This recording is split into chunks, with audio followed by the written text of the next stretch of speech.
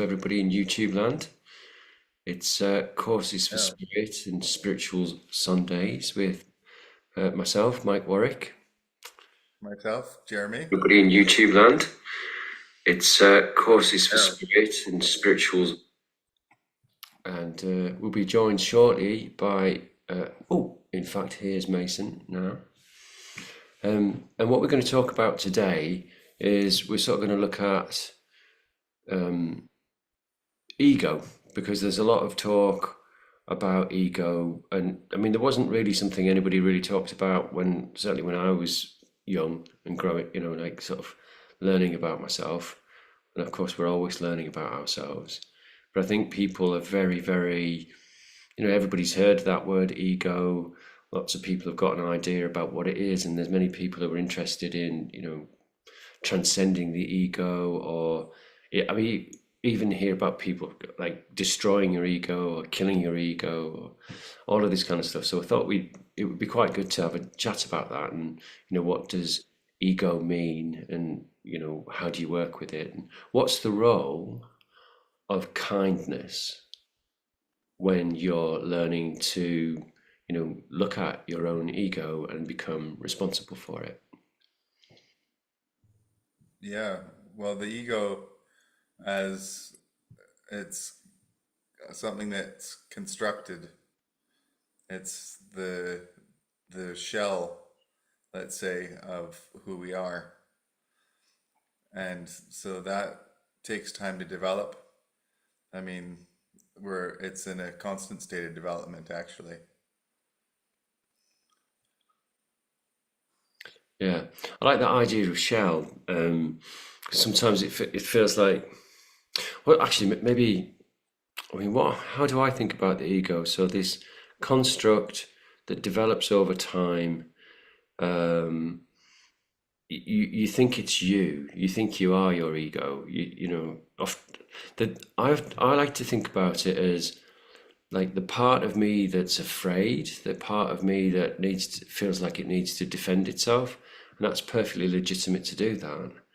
And at the same time, there's probably bringing in another concept. Really, is my spirit isn't afraid.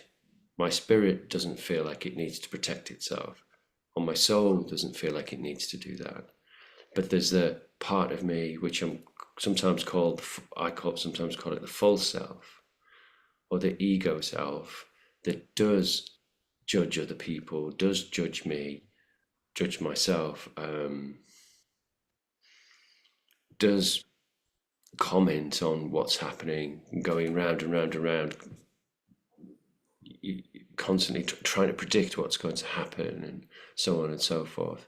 So it's something that feels very much like it lives in my head, my ego. But of course, what happens in thinking, which feels like it's happening in my head, I experience it in my body. And so, yeah, I don't know, is that helpful? Yeah, well, it's something that there's many different pathways to understand what ego is. And ego has a way of finding itself and a way of losing itself. And what I mean by that is that there is a way, if imagine the question, who am I? So if I were to ask you a question, who are you? And so that answer that you might give might be different depending on who you're facing or who's asking that question. And so if that's true, then it's kind of elusive. It has moving parts to it. And so if I was to ask you, who are you? You want me to answer the question, who am I? Yeah. Oh,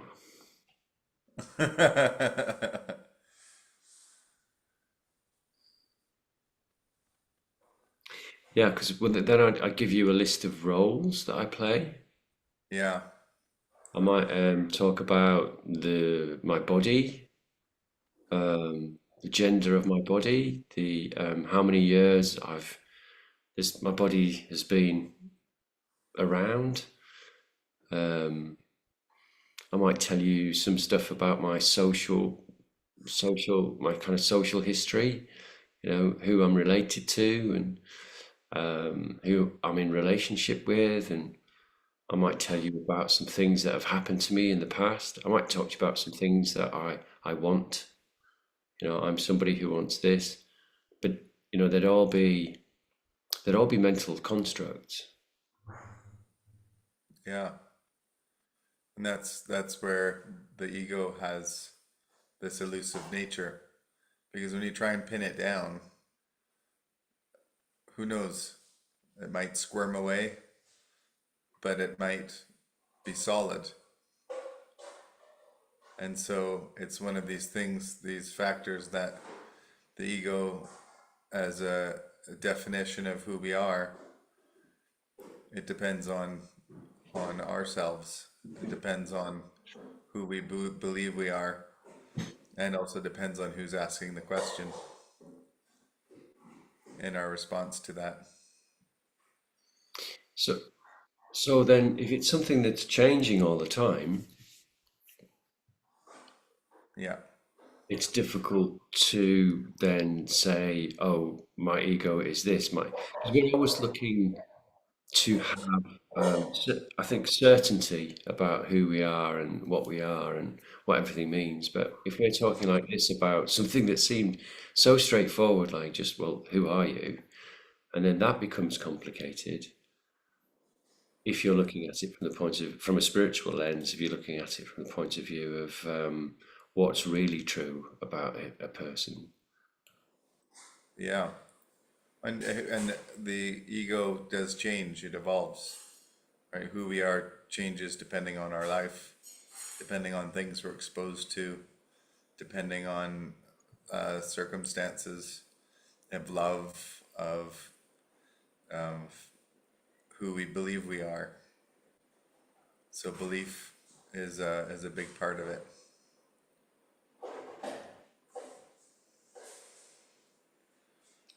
And when we touch on different parts of the ego, we can find that there are several different parts to it. We might find that maybe there's just one part. For example, if somebody really soul identifies that, who am I? Well, I'm a soul. I'm a I'm a spiritual being. And then what does that mean when we drill down into it?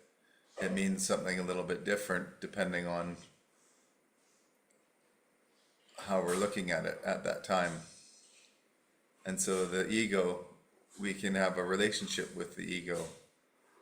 And sometimes that relationship can be really helpful and sometimes not.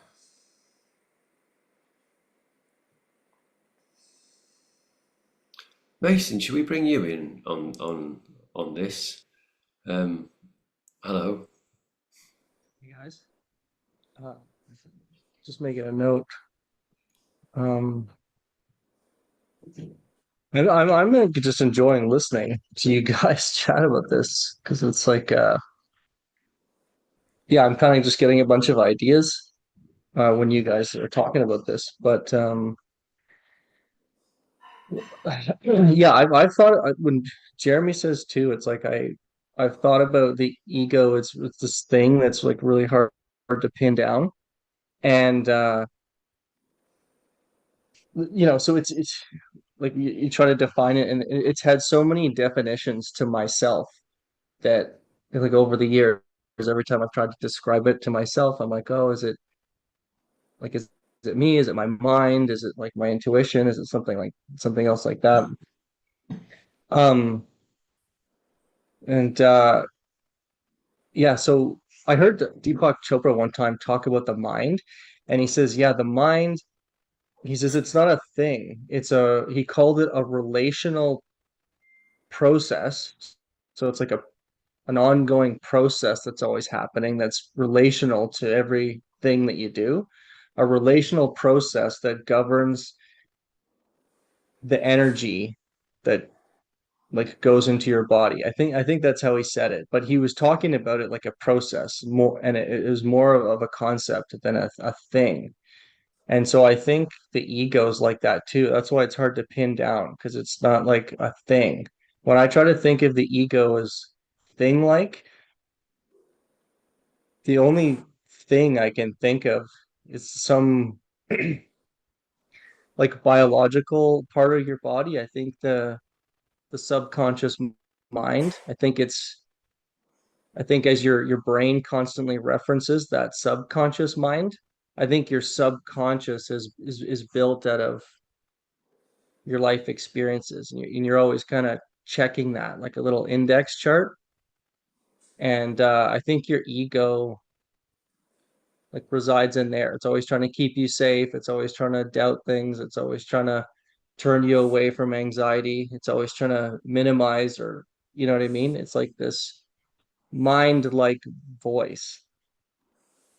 And yeah, it's like the anti-intuition, I feel. For me, that's what it is. Like I feel my ego is always really heady and thinky and kind of negative in this like protect me way. Like, you don't want to be judged by people, so don't go out and hang out with people. So it's like, it's like the cheap way to protect yourself, but you're really missing out on stuff. Whereas my intuition feels like it feels like my stomach. It feels like a body feeling. It feels like this thing I can feel, and it's always kind of positive. And the ego also just seems to not know anything new. It always just to kind of take down, attack, or diminish, or it never says anything new to me. I'm thinking of those things when you guys are talking. Well, I like it. I like it. Yeah, put like that. Yeah. I I mean, know I guess. in Tibetan Buddhism, there was a, a day when I went, because when I lived in Victoria, I would go and visit a Tibetan Buddhist monk twice a week.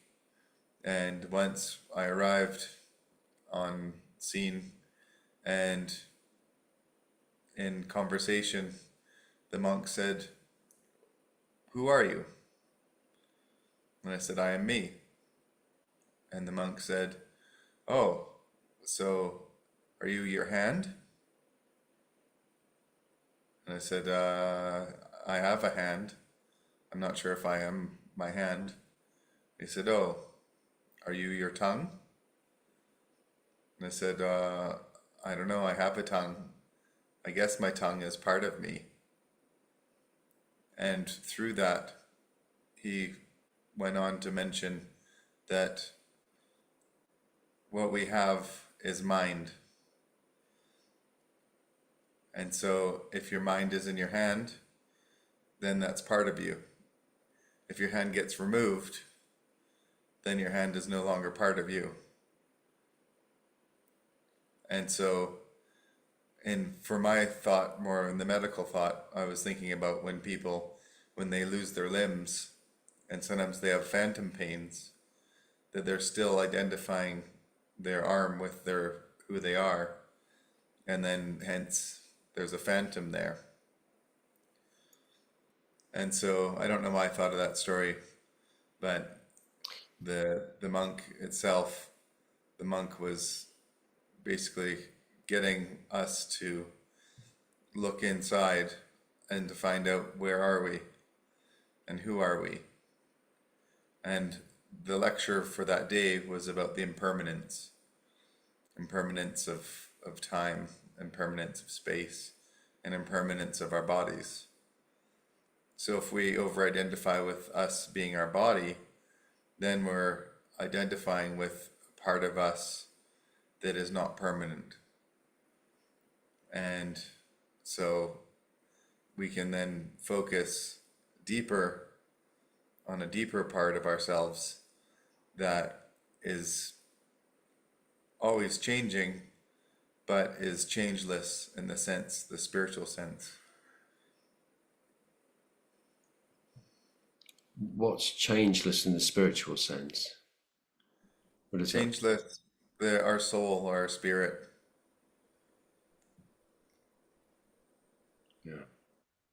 even though it's always kind of changing, it's always there. It's a very tricky thing, isn't it? I mean, I'm sort of like, part of my background is A Course in Miracles, and the whole of that movement is really about making yourself aware of your constructed identity, your ego identity. And I think before I did that training, I think for me, I didn't really have an idea that I could look at my ego and observe it, and observe the thoughts and the ideas and all the kind of the clingings that I would have, as in clinging on to this identity, that identity. And also with that, it's about a lot about projecting into the future and selecting things from the past and putting those together and making a personal history out of that. And so, but then identifying with the things that happened. And with the Course in Miracles, there's it's an extensive training, really. Well, no, it's not extensive. It's very powerful training where you start to question your thoughts. So that, that's part of it as well. I think questioning thoughts. I can also remember the time when, if I thought something, I assumed it had merit or it was true just because of the fact that I thought it. And I also didn't have any idea, any separation between what I thought and what I felt and who I was. So I guess what I'm saying with this is untangling your ego and noticing your ego and seeing what is ego and is what is essentially me, what's me from a spiritual point of view, the eternal part of me or the expansive part of me. It's quite messy. It's very messy and confusing, and the ego just is a shapeshifter. It keeps changing, and you're saying wriggling out of, sometimes you could have a victim part to your ego, where you derive a sense of identity about being powerless and all the terrible things that have happened to us. And that's not to say that terrible things don't happen to people and that they shouldn't be honored and acknowledged. It's just that when we're making an identity out of being a victim, that's a problem.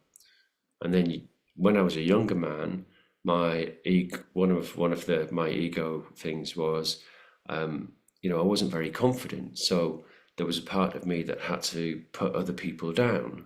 I had to have some kind of way of being at least better than somebody else. Or then I would consider I'm worse than somebody else. And it was just this constant backwards and forwards that was going on. It was a very strong ego trap.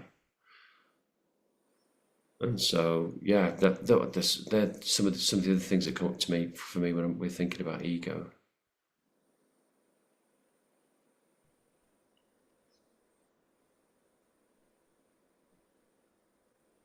It feels like the separate self. It just feels like the separate self. When you talk about oneness or like we're kind of all part of one consciousness, it feels like the ego is like just the separate from all of that stuff. It's like like it is just those things, all your name, your clothes, your house, your address, your past experiences, your stories.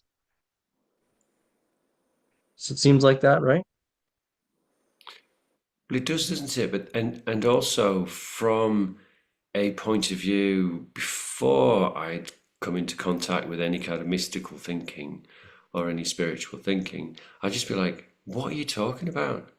Of course, this is my stuff and this is who I am. I've worked quite hard for all of this stuff. This is mine. This is me. I'm an achiever or I'm a failure, and all of that stuff, all that labeling as well. That's all part of ego. I mean, an awful lot. I mean, I don't know what you guys think, but I would say an awful lot of our society the one that we're living in now in the West is coming from the ego.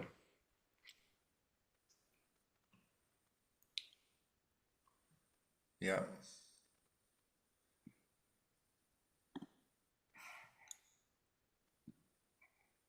I'm just looking at that chat comment. I think there's a way the ego is demonized in spiritual circles. Yeah. Yeah. Well, and that's a very good point, isn't it? Because oh my goodness me, I remember a time when I was very worried about the fact that I did have an ego, and I just thought it was the worst thing in the world, and I shouldn't have one, and I had to somehow kill it and get rid of it. So I don't know if that's what the kind of thing that you're talking about, Sally. But now I've got a different view on it. I think it's much more about the relationship I have with my ego and accepting that I have an ego, and actually I need one in order to sort of navigate around society and friendships and kind of business things, and I need to be able to play different roles.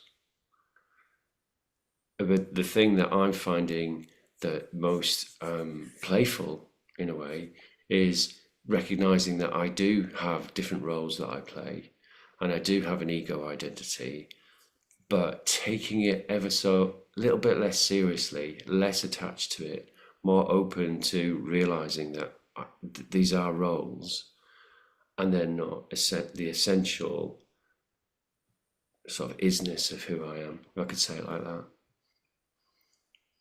There was a nun that I'd met, and she had gone through something, and she was focusing on Tibetan Buddhism, Buddhist philosophy, and she had really worked on destroying her ego.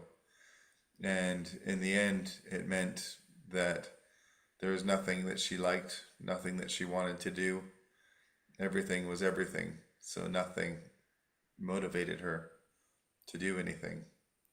And so she felt, in her words, she expressed that the ego was imperative. It was imperative for her to have an ego in order to live. And so that's where, in developing a relationship with the ego, is important.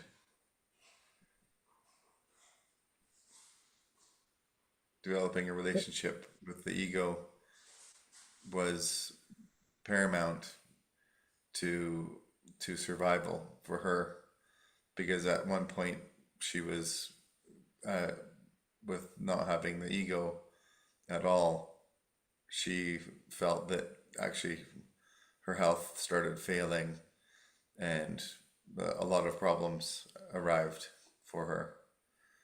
And so she realized that actually making a new relationship, building a relationship with her ego, was the way forward.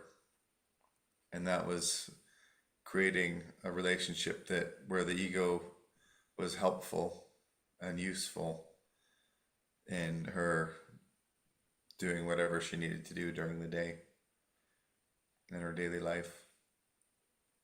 And so that's something that I found that was also important to me over time, creating a new relationship with the ego. Knowing if there's negative Nancy, where there's doubts, or where it's chatting away. And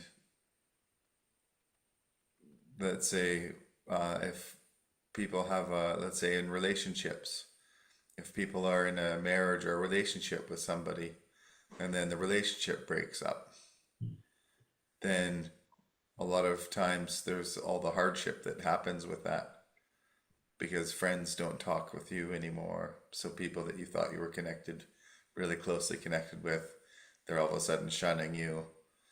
And so in that case, then creating a new relationship to who we are, it does make a big difference.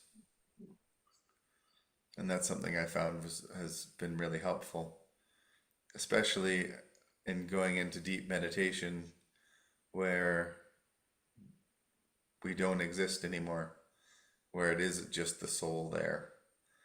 And so then how do you take that information and bring it forward into the world? How do you utilize that information? And then that's something where the ego comes in, because the ego's been more or less destroyed. But the destruction of, when people talk about destroying the ego, there's a lot of, let's say, case studies whereby people have gone in and who they are ruptures. And that's often because the ego of who we are is a construct. And then when they go into deep meditation, for example, people that go on Vipassana retreats, like 10-day silent retreats, sometimes they come out of those and they need help coming back to earth, so to speak, or they need help coming back to themselves, because who they believed they were ended up changing so drastically that it created a form of, let's say, a kind of a trauma to them, because who they believed they were was not what they thought they were. And so if you knew who you were inside, let's imagine that you don't know who you are inside, and then you end up having this view that who you are is totally different from who you thought you were from years ago. So when you have that moment of realization that you are not who you think you are, then that's where the ego, it's where creating a relationship with that structure, with that part of our personality, with that layer or with that shell of who we are, it makes a difference.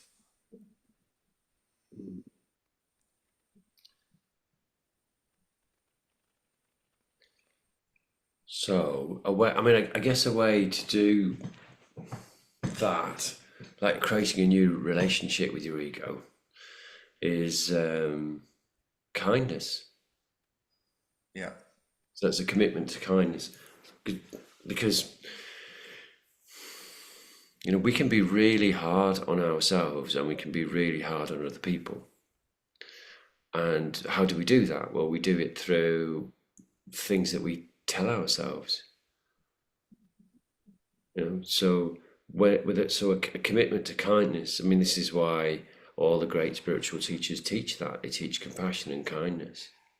Dalai Lama, famously said, "My religion, if I had to say what my religion is, my religion is kindness, kindness, kindness." So, why would that be creating a new relationship with your ego? It's because an ego, just kind of before you start to kind of become aware of it and wake up to it, the ego can be incredibly unkind. You can find yourself saying the most horrendous things to yourself, most terrible judgmental things to yourself. And so that's not your spirit. That's not the still, quiet voice within. That's the way that it's described in the Course in Miracles. What Mason was talking about earlier about the intuition, which is the voice of spirit. So one of the ways, how do you tell when your ego's holding court? Well, it's going to be saying unkind things, and then you can be so used to hearing those things, unkind things, that you just assume that they're true. So there's this questioning that happens. It's like, whoa, hold on a second. If I'm looking at this from a point of kindness, if kindness is as important as all the great teachers tell us, then this automatic voice that's speaking in my head and I'm feeling it in my body, if it's being unkind, well, you can start at least looking at it and recognizing, well, that probably is coming from my false self, my ego. And anything that is coming from my ego, and if it's hurting me, if it's hurting others, if it's limiting me in a way that's unhealthy, then I can begin to look at it with kindness. Because when we look at things with kindness, then we start to heal. And if we look at the ego, we're saying, because we're saying this ego is this idea about who we are. Well, if I can look at something, then it's not actually, I've got a different relationship with it now. If I can look at something with kindness, it's that actual looking, it's our consciousness, our awareness. It's like your awareness is light. And say the ego is, in this case, is something a bit shadowy and a bit dark. The light begins to shine away the darkness. And so ego constructs that are not helpful, in the light of compassion, and often with joining with another person is a useful way of doing that. Because if two people join together in kindness and compassion, you can kind of hold that frequency together, and that means that you can look at the ego and you can begin to change the relationship with it, which is going, do I need to hold on to this part of the ego that is actually really painful and very restrictive and has been around for a long time, seems very familiar? That's another one of the challenges with it. I mean, I was terribly jealous of Eckhart Tolle, when his story, for those people who don't know it, is, he was so unhappy, so miserable. He said to himself, I just can't live with myself any longer. Then he had the thought, it's like, hold on, if there's I and myself, who's this I and who's myself? And then that night he had this experience where his entire ego structures, they collapsed overnight, and he became free of his ego. And it took him years and years and years to work out what had happened to him and to become the teacher that he is today. He's a very well-known teacher. And I always was like, oh, why can't that happen to me? Why can't? That's ego. There's my ego telling a story.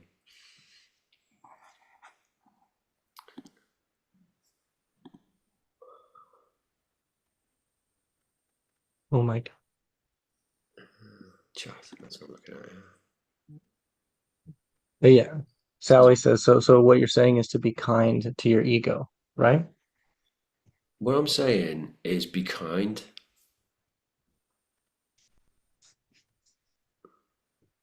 I think it's just that, it's so, being kind doesn't mean to say to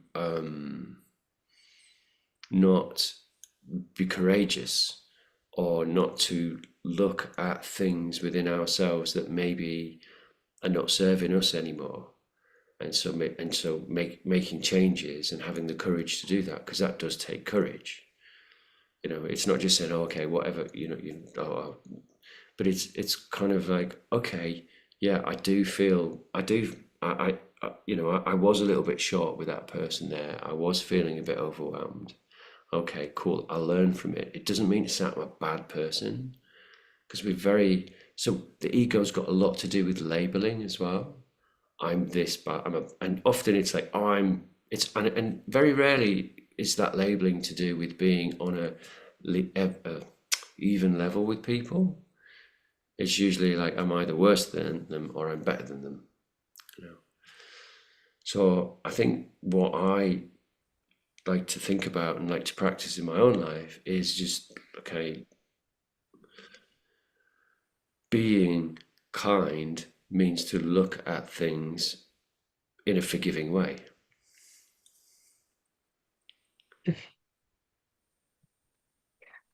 I find self-compassion super helpful. I find it's like a self-compassion thing. Kindness is great. Like kindness is good. I find it's comfortable to deliver kindness to other people. I didn't interrupt you, did I, Mike? No, no, no. Yeah. I find, just kind of like adding on to that into your question, Sally, I find that kindness is easy in times to deliver to people mostly, and then sometimes it's strenuous, right? Oh, someone disagrees with me or they said something that rubs me the wrong way, and I have to like sometimes bravely exercise kindness to another person. But this thing about myself, what Mike is talking about, this self-compassion, because I feel like like in the therapy we talk about it a lot. We've got this thing called our default mode network, which is basically just your mind on autopilot. So it's like all day your mind is thinking about, oh, I gotta go to the grocery store and I'm gonna watch this TV program tonight and I gotta go to work and I don't like work or I do like work, and just those kind of run-on thoughts that we have every single day. Um, and like those thoughts, the whole default mode network, a lot of your everyday routine thoughts, those are those are basically built on your core beliefs of yourself. It's based on your core beliefs of yourself. Like, okay, I got this. Like, and it comes up in therapy a lot too, because let's say someone's dealing with anxiety. Oh, I'm gonna go to this birthday party, but I don't want to go because I've got anxiety about it. And I'm like, what's the anxiety about? Like, I'm gonna go and people are gonna judge me, and then like, what happens if they're gonna judge you? Oh, they're gonna see that, like I'm not good enough or I'm not cool. And then it always boils down to like, I'm not worth it. Like, it's a self-worth issue. I see a lot of times where depression or anxiety or a lack of motivation or you know, no desire to go forward is because of this self-perpetuating beating down on yourself. I'm not good enough. I won't fit in. I don't have the right this. I don't have the right that. That ego talk, that default mode network that plays automatically, and unless we catch it, can beat us into submission. And and then I think that because that happens a lot, because that happens all the time, our mind is going, and sometimes our trauma is triggered one, two, three times a day, depending on our upbringing, our development. We're like engaging with the world constantly. So I think it takes that constant self-compassion on ourselves. And then, you know, maybe you have an experience like Eckhart Tolle, or maybe you do deep work like Mike or Jeremy, self-work meditation, and you slowly begin to rewrite your self-beliefs. You slowly begin to think of yourself like, oh, I am worth it. And you start building yourself over time in life. This is the bravery Mike was talking about. You bravely go to the birthday party, whether you're going to get judged or not. You bravely show up to work or not, whether you want to or not. You bravely get on this podcast here and you just talk about your ideas and see if they stick or not. And if it feels good to you, then cool, like do that. And that's like your intuition talking, like, oh, this feels good to do. This feels good to share ideas. This feels like connection. This feels like community. That's like intuition. That's not like that's like the opposite of the ego that tries to tear it down. So like the sorry, to sum it up, my short answer to that question is like, because we're all the time, our ego shows up and has something to say, like an opinion, we always have to meet that opinion with like acceptance, or oh yeah, you're there, ego, like, yeah, I know you don't want to do that today, I know we don't want to do that today, but like, hey, we got to do it, we got to pay the rent, and that person's a nice person, so we're going to be nice to that person, like, and we're just going to do it. That's like part of the work. Yeah. What do you guys think about that? I think it's wonderful. And yeah, being kind to the ego. It's taking the ego in all its different styles, all its different ways, and then being kind to it. It's like developing a relationship. Over time, we develop a relationship to the ego, and that can then often become a friendship. And you know, how friends banter back and forth. Sometimes we can do that with our ego as well. And so the ego then takes a step that I know is silly, and I laugh wholeheartedly, gently laugh at it and say, okay, they're there. They're there. We know you're going down that rabbit hole. They're there. It's okay. And then guide it on to the next. I And um I remember. Oh, were you gonna say something? Sorry, Mike. no, I can hold that. Okay, sorry. Thanks. But okay, so I'll just quickly. I remember one time.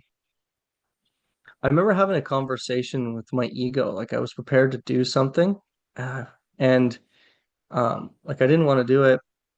And I remember my ego like this and that, and I was like trying to like stop my ego. I was trying to like turn it off, like stop it. Like, I even was like the ego was making me mad. So I was like, hey, like shut up. And I just said to myself, I'm like, man, like you just really have nothing good to say about this, do you, Mason? And you're just like not gonna go away, are you? And I was like, oh wow, it's been like so many years and it just doesn't go away. So I was like, well, okay, I guess I'm just gonna let you sit around then. Like say your piece, get it out, like verbal diarrhea. And do you want to like collaborate with me on this project?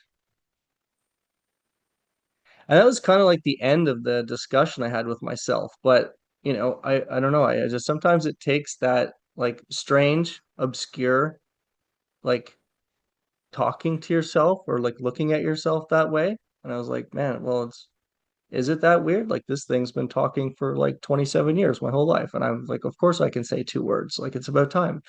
So sometimes it's like, even that is just a little, shining light on the ego. And then the ego's like, exposed slightly. And it's like, oh, not even that bad, really, actually. Yeah. So I was just adding that on to what Jeremy was saying. Yeah, it's really nice. I like that. It's been talking for 27 years. Surely I can get two words in. That's very nice. I like that. And Yeah. then obviously there's times when, we're sort of sitting here calmly talking about it, and there's times when your ego will flare up and attack, and it feels almost, it's really strong, like really, really strong. So, um, what I mean, the difference for me now, having spent many years looking at my ego and how it was before I was looking at my ego, is now something will happen that my ego does not like. I don't like the way somebody spoke to me, or I'm frightened about something that's happening, and I don't feel like I've got any control of it, whatever it is. And then I'll I sort of take myself off, so I can't say these things to anyone, and no one's going to over. In the past, maybe I'd be banging doors and kicking walls and just showing my displeasure by, all the things that we do when we're angry or we're frustrated. Everybody knows the things that everyone knows what they do. When it's like that. So I still do those things, but I do it now in a way where I go. I'm sort of It's like the space between myself and the ego now is one where I'm like, I don't believe this story. I don't actually believe this anymore. But I still need to get those feelings out of my body that I'm feeling. So I will swear and I will cuss and I will, kind of move my body to get that energy out. But there's this thing for me now where I just go, it's a story. I don't believe that story. I don't believe that story. And then it will pass. And it's incredible how effective that can be once you get onto that, once you get onto it. So I think with a lot of these things, and I'm just going back to Sally's points about the ego being demonized in spiritual circles, with a lot of things, it's not that as people who are on a spiritual path that we're never going to lose our temper, or we're never going to get vindictive, or we're never going to get judgmental. It's just that when we do it, you don't fully buy into it anymore. And you've got a bit of space around it. Yeah.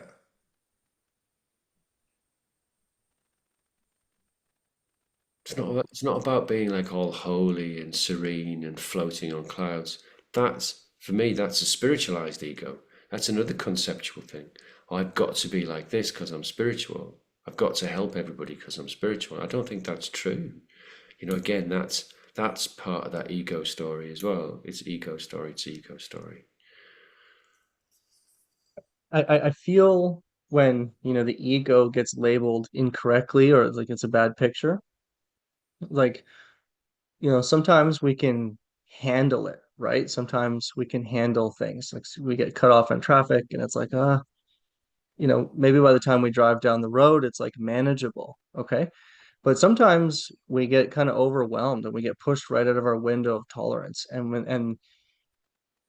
the emotion is kind of too much. And then we swear or we lash out or, sometimes like, I know young guys like young guys can sometimes hit walls or something. So like we lash out. And I feel like we lash out when we are just kind of pushed out of our capabilities, right? When we don't have the tools when we don't have the words to express how we want to express is when we lash out, when the energy is too much, right? So I try to think of that way. Like, oh, it's not necessarily some big bad ego that wants to be a bull in a china shop and it's bad because that's what it wants to do. Maybe it's like, okay, I just didn't know how to express myself intellectually at that point, kind of like when I was 7 and I just got mad about things when I couldn't get my way. You don't respond super intellectually all the time when you're a young kid, so you kind of act out. But and it's just the other thing I wanted to say was um okay, so and even if you do act out, I found, it's never too late to introduce that kindness or compassion. So no matter how big of a spill your ego has, someone says something, you say something back and forth, and then someone finally you yell and you swear, like you can bring that compassion microscope back to the spill and like look at it. And so you can always go back and reflect. So no matter, like, if we get pushed into this place where emotions are too high and we act or react or do something we regret, um sometimes it's tough not to choose guilt and shame, but we do inevitably at some point have that choice to go back and look at it and like just zoom right through the middle of it with compassion and just look and kindness. So yeah, that's it, right? That's all. That's what I wanted to say. Even the ego like leaves imprints on us that we can just go back and look at. That's yeah, yeah, and I think the ego speaks up because it's like screaming like, hey, look at this part of my body, look at this part, look at me here, I don't like this, I can't accept that doesn't make my soul feel good on some level. you know so I don't know, I mean, and I know we're kind of limited on time and I always hate to point that out, but it's been fun so far chatting about this. Well, it's true, isn't it? We've come to the end of our time, and with all of these spiritual Sundays live discussions, they're all just like really just touching on these huge subjects, really. But Yeah. hopefully, it's interesting and helpful in just kind of stimulating interest and helping helping you to feel that less alone with the spiritual journey because it's much better when we do it together, I think. Yeah. Yes. Yeah. Yeah. I love it when I would search on the internet and see people making videos that I was like, oh, that's amazing. I think just like that. And it's so great. That's such a good feeling. And then now I get to kind of maybe do it with you guys. And then we get the opportunity to invite anyone else to participate with the live chat we're going to do after this. It's just anyway, super Yeah. fun. Super good. We're gonna invite people to the group discussion after this. I don't know if you guys want to close with a meditation. We didn't do an opening, or if you want to invite people after to hang out with us or discuss with us. After this, we do a live chat. If you go to CoursesForSpirit.com, to the workshops tab, the Zoom link, we're gonna have a closed group discussion after this where it's not recorded. You guys can just join and we'll have like a more of a participation element, but not recorded, not posted. This is, but not the group discussion after. Yeah. So yeah. Well, I'd kind of leave it up to you guys. Do we want to do should we do a short 5 minute, just kind of grounding meditation, and then we'll click off YouTube Live and we'll just go into the private group chat? Should we? What do you think? I was wondering if Mason had a meditation with self-compassion. Sure. Cool. Yeah. I mean, The self-compassion? of course. Yeah, of course. So if you guys want to do, let's just aim for a few moments. Moments are nice because they're really flexible. We don't have to think of it in minutes, but we'll just do a few moments because that just lets our bodies tell us how much time to spend on this. But I think even just a few moments of self-compassion, consideration, thoughts, even a mantra is helpful and maybe worth it today. So, yeah, okay. So before we just sign off, I just invite you to get comfortable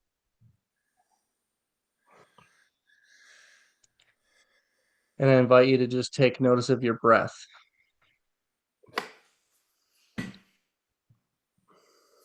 And today,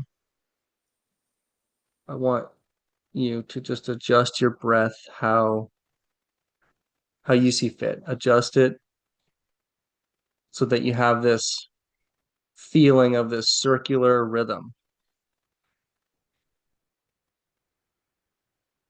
this circular style of breath that you can come back to, that you can ground yourself with in this few moments we sit together. So just in and out. And if you're comfortable, breathe in through your nose and out through your nose.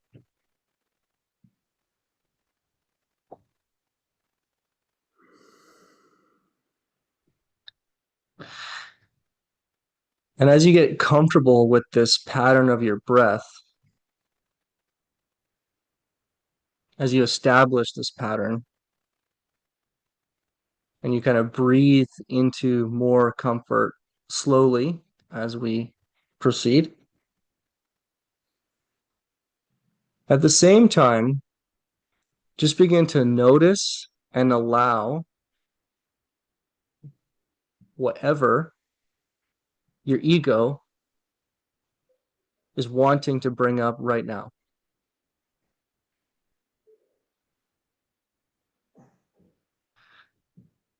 As you notice your breath, try to notice if your ego wants to be involved. Try to know if your ego is trying to be involved.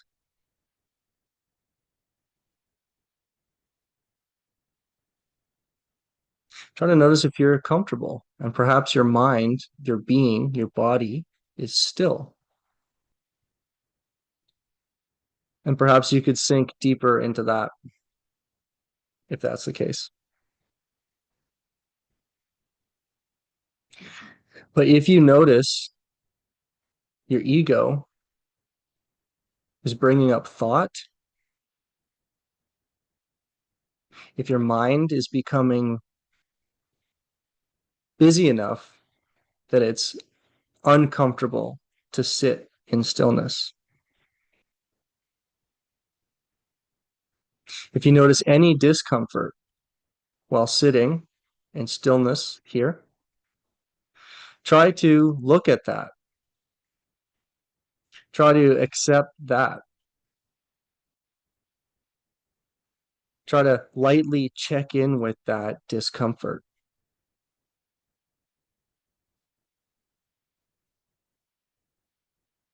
Invite that discomfort in your own way with a warm welcome to sit with you and to sit with us for just a few safe moments.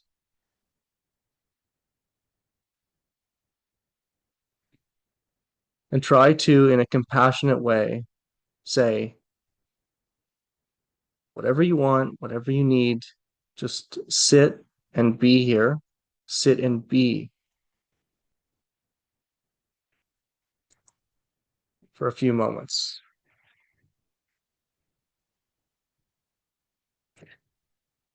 Try to let that tenderness of your breath and the present moment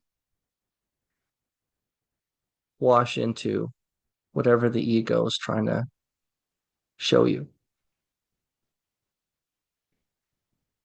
Try to tell your ego, I love you, but why don't you feel this for just a moment?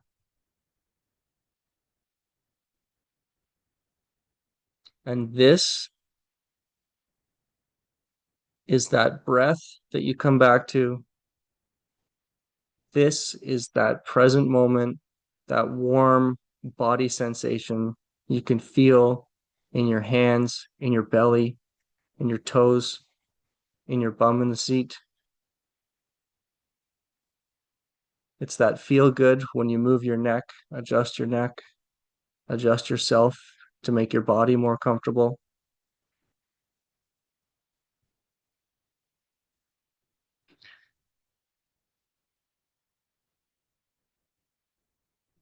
Try to tell your ego, almost like a mantra, there is love for you. You are a part of the story. We will be safe.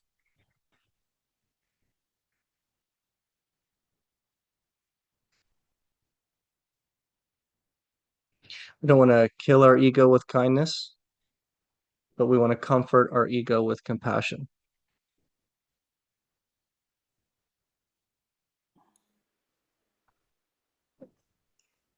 And so now that we've spent just a few moments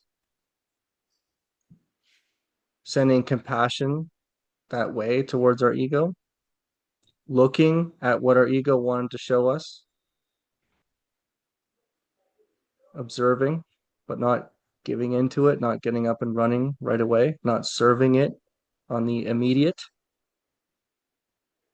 We've established that connection. We've established that this is possible, that the ego could come into the picture, say what it needs to say, and you could meet it halfway with compassion and stillness, and you could still be okay.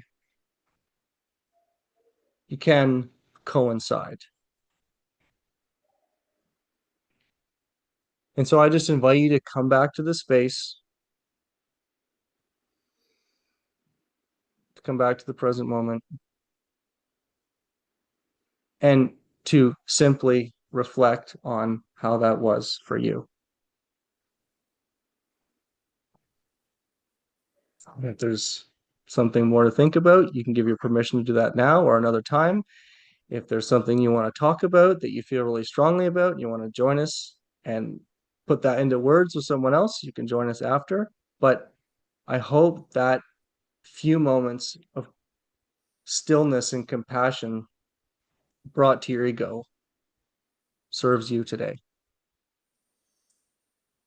So thank you for coming. Thank you for joining us in that, joining me in that, joining yourself in that. Thank you. Thank you, Mason. That was wonderful. Thank you, as always. Right, so yeah, we've come up to the hour, so we're gonna come off YouTube Live now. And if you want to join us in the chat, we'll be having a Zoom chat, and that will be completely private. It won't be recorded. It's not be broadcast. And so we'll be seeing everybody at the same time next Sunday, 6 p.m. Greenwich Mean Time. And yeah, we'll look forward to that. Anybody want to say, guys, do you want to say anything else before we click off?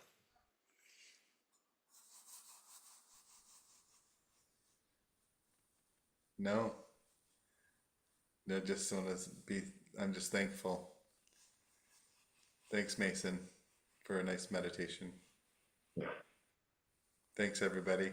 Good to see everybody. Okay. Yeah, good. I just feel Jeremy's smile. I just put that out there. I'm just seconding him. Yeah, Mike has the same smile. This is great. Thank you. Thanks so much.